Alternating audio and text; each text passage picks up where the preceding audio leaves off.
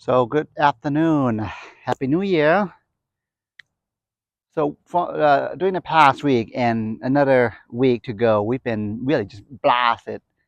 Practically the entire state of California has been blasted by this atmospheric river, which luckily for us has dumped a lot of rainwater into our land. So much so that I actually wanted to kind of discuss the topic of rainwater, well, water in general, and soil drainage. So if you look at this is a local neighbor's yard, bare land. This is just as clay soil as you can get. If you come here, so it had rained just, I want to say 2 days ago, and there's still puddles of water here. This tells you that it's not well draining at all. But I actually wanted to talk about the best water for your tropical fruit tree is going to be rainwater. And this is why. So I've got a little total dissolved solids tester. It essentially reveals the number of solids, contaminants in the water. So let's give it a shot, see what we're at. If you come here, this puddle water, okay? So if it's pure, it should be like 0, 0, 0. It shouldn't be any solids at all. So let's see how clean this water is.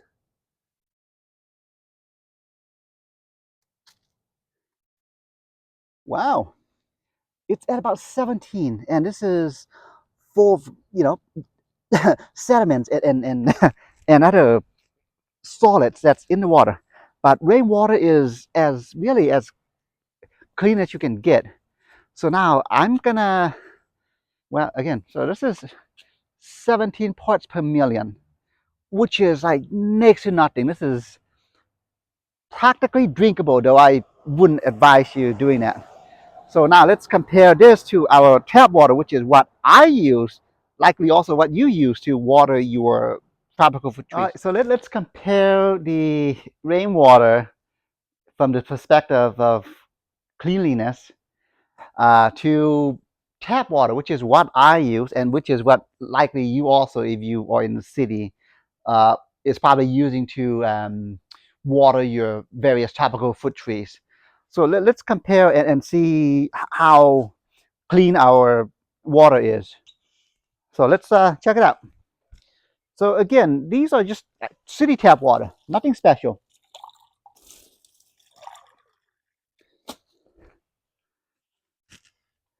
All right.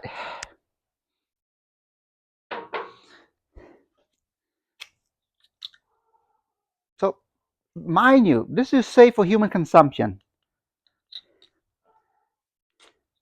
So over there, puddle water, rainwater was 17 parts per million. Tap water, okay, safe for consumption, 69 parts per million. So as you can see, rainwater is just so much cleaner for the trees than water that's come from my faucet, which granted has a bunch of stuff that kills off the bacteria. We're talking chlorine and a bunch of other stuff that I don't know what's in the water, but it's good. It's safe for you and I to drink. However, where I'm going with this really is the fact that the best water is really going to be for rainwater, just because in addition to rainwater in general being on the more aesthetic side, which is what the trees would prefer. I mean, you would think water's water, but rainwater, as it falls from the sky, and as it picks up stuff, it essentially satisfies the water by the time it hits the ground. And most tropical fruit trees prefer a acidity level between 5 and 6.5 or so.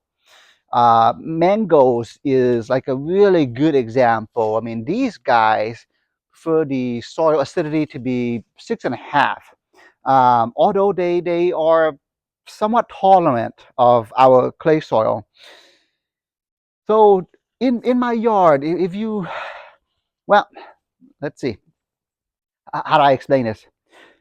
So the biggest contributing factor to your soil being acidic is rain. We don't get a whole lot of rain in the Central Valley. Although this year was forecasted to be a La Nina year, luckily, again, we had 2 weeks worth of straight up rainwater, which I know some of you in the Bay Area, Santa Cruz area, there's a lot of flooding up there, but over here, I mean, we were very lucky to have gotten some rainwater.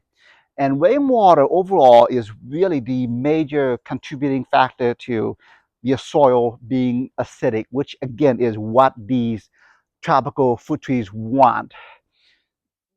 Jaboticaba, native to the Amazon rainforest, Brazil.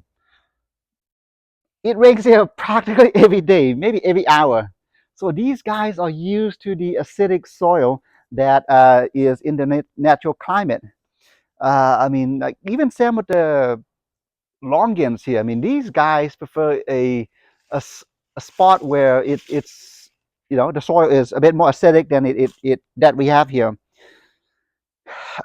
I'm gonna go on a limb and say if you've got your native dirt soil, clay soil, without amending it, without any wood chip unlike my yard that you see here, the soil pH is probably gonna be around 8, which is a bit too high for most of these tropical fruit trees. What happens is when the soil is a bit too alkaline, the roots of the various tropical fruit trees have a heck of a time uptaking the nutrients that's abundant, that may be abundant and available in the dirt. But because the acidity level isn't quite within its threshold, these guys are gonna have a heck of a time uptaking the nutrients. And what they do is they just kind of slowly die out because they essentially slowly starve to death. The nutrients there, but it just cannot uptake the nutrients. So you've got to accommodate the trees and make sure that your soil, which is essentially their home, I mean, these guys live here now. Their home has to be within the tolerances for them.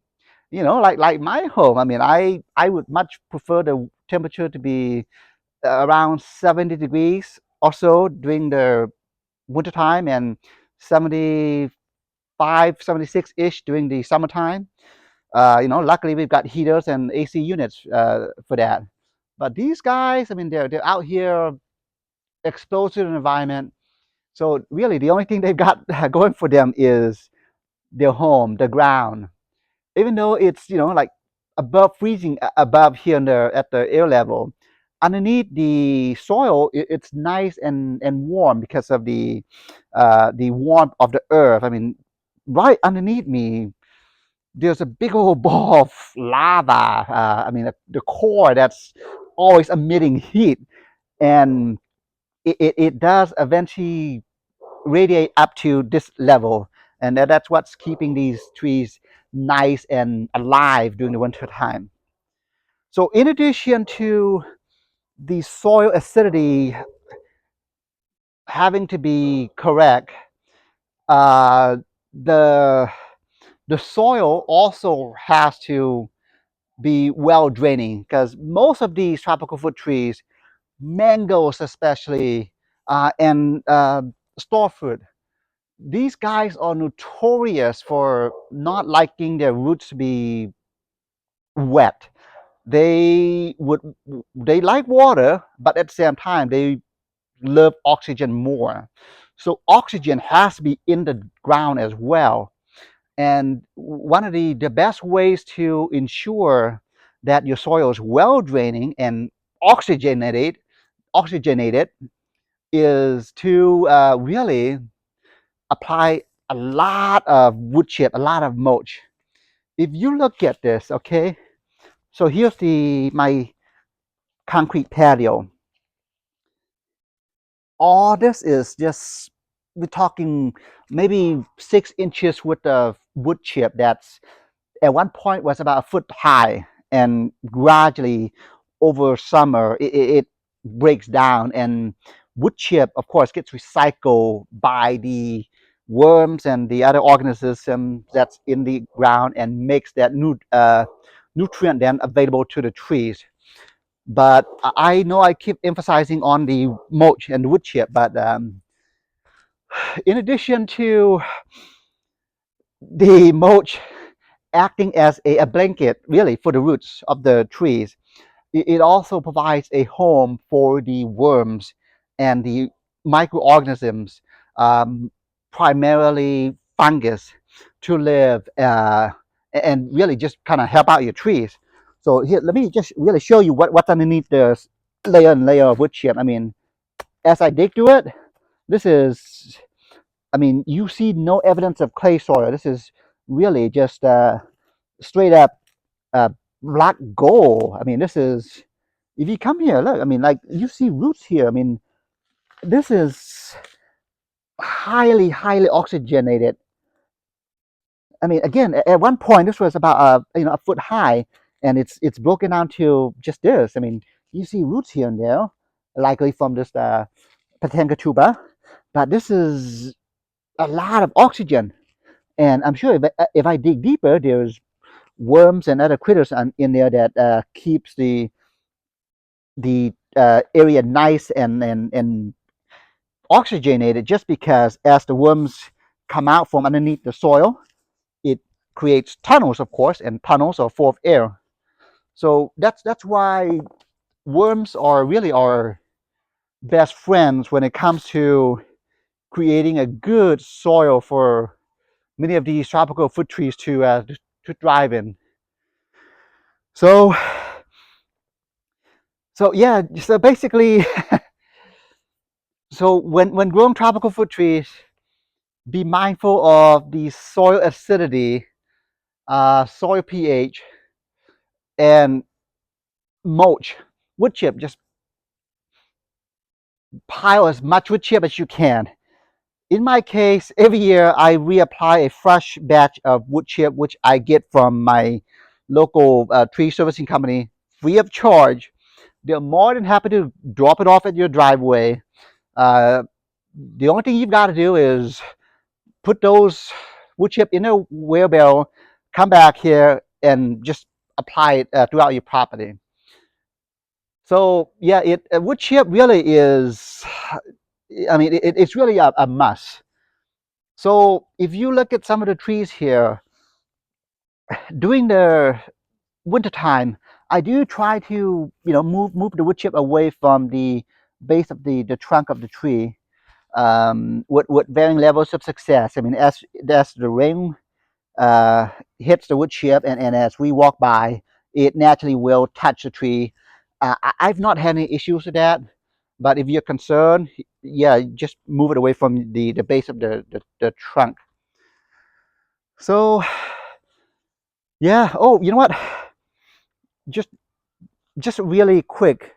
So the pond that I've got here, I actually have a great idea for a project that's I'm going to be tackling in the next coming weeks, coming months actually, and that is to actually just get rid of the pond, and instead, because I've already got the hole there, I'm actually going to turn this section into an ultra acidic environment for some of the tropical fruit trees that would need the acidic soil.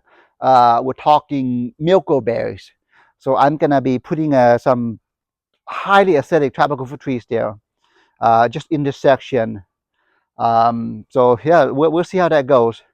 But yeah, just overall, I mean, once the trees anchor down in the ground, once they are happy, uh, they make it fine without any issues. So anyhow, all right, Heavy, good afternoon.